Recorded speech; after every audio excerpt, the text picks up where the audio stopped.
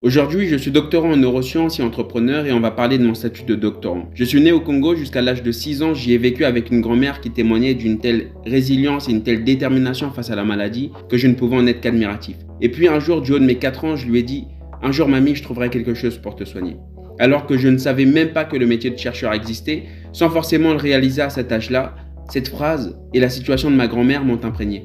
C'était devenu intrinsèque à moi, personne pour me dire « va faire tes devoirs ». Travaille bien à l'école. Je devais bien travailler à l'école. Je devais m'appliquer pour arriver à un endroit où je pouvais trouver des solutions aux maladies. À 6 ans, j'ai rejoint ma mère en France et s'en est suivi la primaire, le collège, le lycée à Orléans. Et puis, comme une évidence, j'étais fortement attiré par les sciences de la vie et particulièrement le fonctionnement du cerveau.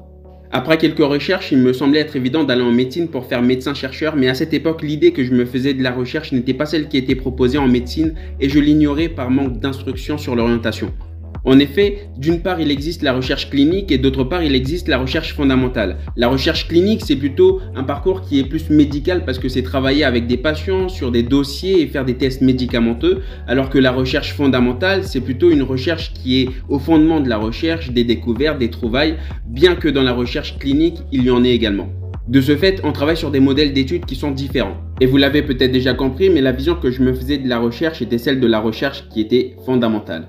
L'ignorant, j'ai suivi 2 années d'études de santé à Tours, à l'issue desquelles je me suis réorienté en 2e année de licence de biologie. Ces 2 années en études de santé ont été 2 de mes meilleures années d'études, puisqu'elles m'ont permis de bâtir des connaissances denses et solides et de manière pluridisciplinaire. Durant la licence, pour mieux comprendre la direction dans laquelle je devais me diriger, j'ai pu interviewer différentes personnes dans différentes villes, dans la recherche clinique ainsi que dans la recherche fondamentale en tant qu'attaché de recherche clinique, chef de projet ou encore doctorant et chercheur. À l'issue de ces 3 années de licence, j'ai pu candidater à différents types de masters de neurosciences après m'être entretenu avec différents anciens étudiants de ces parcours, contactés sur LinkedIn ou par mail. Dans le master international de neurosciences de l'Université de Paris, ex-Descartes, qui était un master en anglais, et donc pour moi, candidater à ce master était un défi car je savais que la compétition, la sélection était rude, mais surtout je savais aussi que les cours étaient en anglais, donc il me fallait me faire violence pour maîtriser cette langue.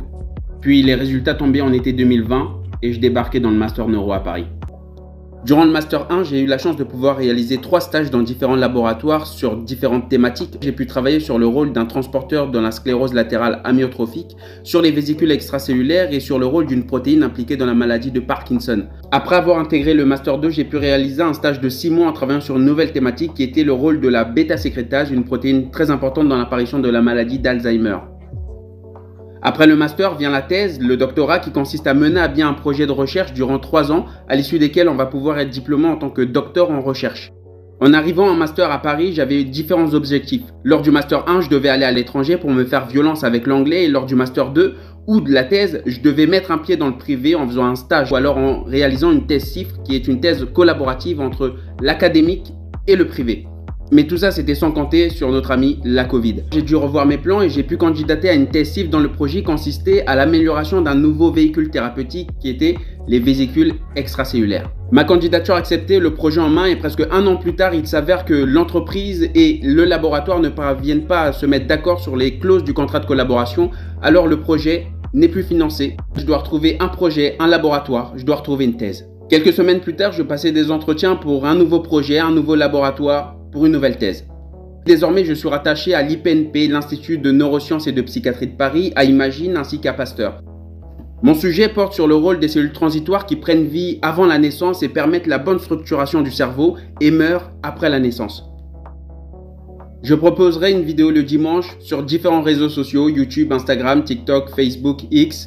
N'hésitez pas à liker, laisser un commentaire, remarque, question et j'adapterai les vidéos en fonction et n'hésitez pas à partager. Prochaine vidéo, qu'est-ce que c'est la thèse CIFRE? Allez, à très vite.